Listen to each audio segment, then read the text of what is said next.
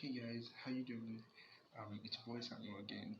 Today we're going to talk about how to stay motivated and successful in education. Now, a lot of people have been asking, okay, I've been studying and still I'm not actually well motivated. I can't actually see the success in studying. Like you're studying for months or a year and you're not seeing the success and you're not motivated. So today I'm going to give you three tips which you will bear in mind, and these tips are going to make you motivated and end of the day, they're actually going to make you successful in education. So stay tuned. The first tip I want to give you guys is set goals that can be obtained through education. Now, a lot of you are studying based on because you want to become successful and you want to build a house, you want to buy a car, you want to have money. And no, I'm not saying that's bad. I'm not saying that's bad. That's actually very fine. It depends on your goal, and it's very good. Everybody's having that goal. Actually, even me, I'm having a goal. But the thing is, the truth is that when you set a goal that can be achieved by other means, it's more likely that you get distracted from educational aspect, because education is going to take you a very long time. It's very long time, trust me. Take you years, maybe 5 7 8 years, sometimes 10 years, especially depending on where you are right now. Now it takes you a very long time before you finish school, you get a job, then work for a long time, then you get that money, you get that car, stuff like that. But imagine if you could get something else that is actually quicker and more faster and can let you achieve those goals very easily. Now it will make you become less motivated to study, since these goals that you actually want can be achieved by other means. So now this will actually reduce your motivation to study, because you can actually achieve these same goals you want to get through education, which will take you years and thousands of months or whatever, whatever years to complete. But by doing this thing, you can just complete it in just 2 weeks. Let's say, okay, let's just say a year. But educational aspect, if you want to follow the educational path, it's going to take you 4 5 years. But this way, it could take you just 1 year. Now, this will actually reduce your motivation to study. So you need to set goals which can be obtained only through education. Like you could set goals that, okay, I really love those white coats those doctors are wearing. I want to see myself in this coat, or I want to wear those. I think it's Indomie hat or whatever those lawyers actually wear. I don't really know. Now, because set goals like, okay, I want to become a lawyer. I want to actually see those goals, those hats on my head or whatever they use. I don't actually know. Let's see. You okay? I want to be an accountant. I want to work in a bank or something like that. Now, these are goals that can only be achieved through education. They can't be achieved through other things. Now, you have to actually study for it, work very hard, and you have to achieve it only through education. So, by the time you set goals through education, on the long run, those goals will still motivate you to study. So, this is one way that you can keep yourself motivated and also succeed. Now, another thing is patient. Now, I can't emphasize how very helpful this is, because trust me, it is very hard to actually succeed when you don't have patience. Trust me, because there's nothing you want to do that doesn't concern patience. Is it gaining of money? Is it buying a car? Is it getting a house? You going to the gym, having those muscles, six packs, and stuff like that? It's going to take you a very long time.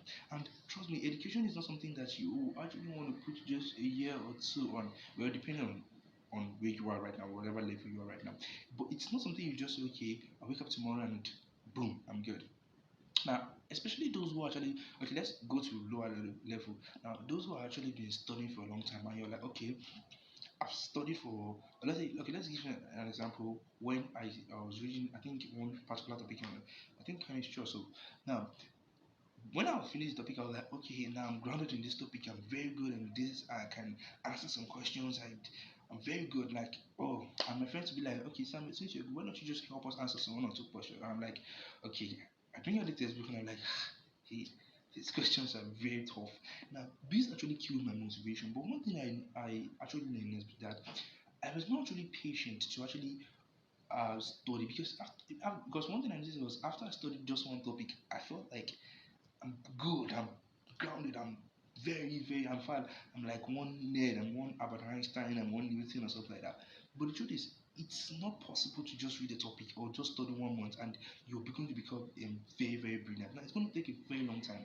And if eventually you don't have that patience and you're like, okay, since I've read two topics, I want to start answering questions, and at the end of the day, you couldn't even answer up to 10 questions, you feel less motivated.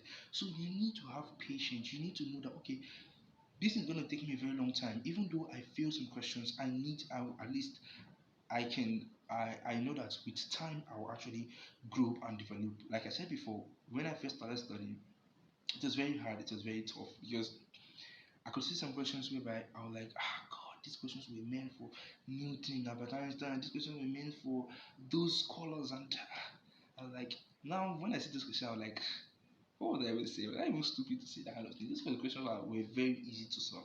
Now, that's what I always tell people. You need to have patience. Because by the time you have this patience, you trust me, you will succeed with whatever you're doing. It's not just in the educational aspect, whatever you're trying to look for, you always need to have patience. Now, the last tip, because I'm going to make this very short, the last tip I'm going to give you guys is practice harder. Now, trust me, this is one of the biggest reason why a lot of people fail.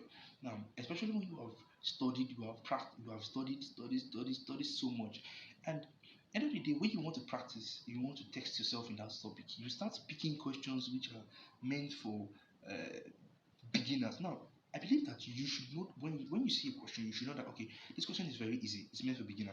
I don't actually have to solve it. Now, it's not that you don't always have to solve them, but once you see the question is very easy, you can just actually skip it and go to a more difficult questions. Now, the more you solve questions, harder questions, the greater the connective tissue in your brain are, and those questions becomes very easy for you to solve on a long run. Now, if you, usually when I was actually studying, I would be like, okay, I read the topic. I think I had about three textbooks when I went on one subject. I have three textbooks. After reading this, I'm like, okay, yeah, I'm grounded. I've learned everything in these three textbooks. I'm good.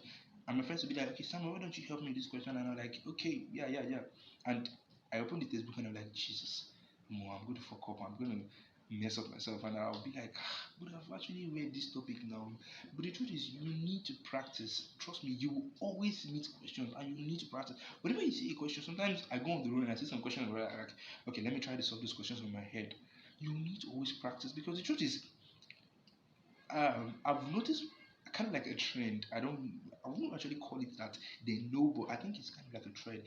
If you notice when you have some questions, let's say, especially when you search some questions online, you notice that you that actually study very well. It seems like your question is more harder.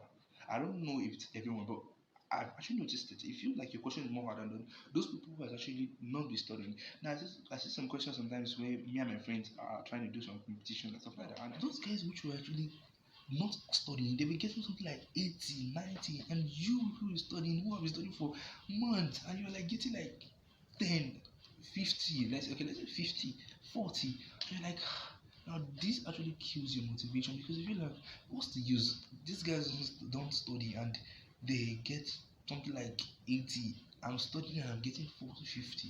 You just feel less motivated. Now, the thing that I actually notice is most people do not practice hard.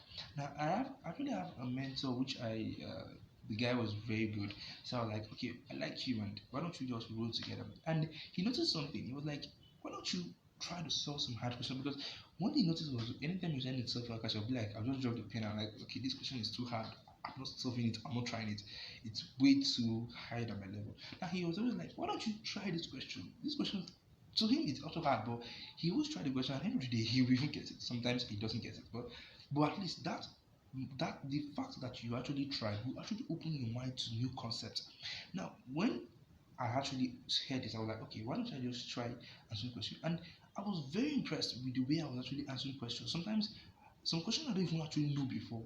Because I've actually gotten little idea from those hard questions, I was able to solve them. Even though I wasn't able to get them, I will notice that it was just maybe two lines that make me had error. So, but when I started answering questions that are difficult, I started practicing harder. Now I started noticing that I was actually increasing very well.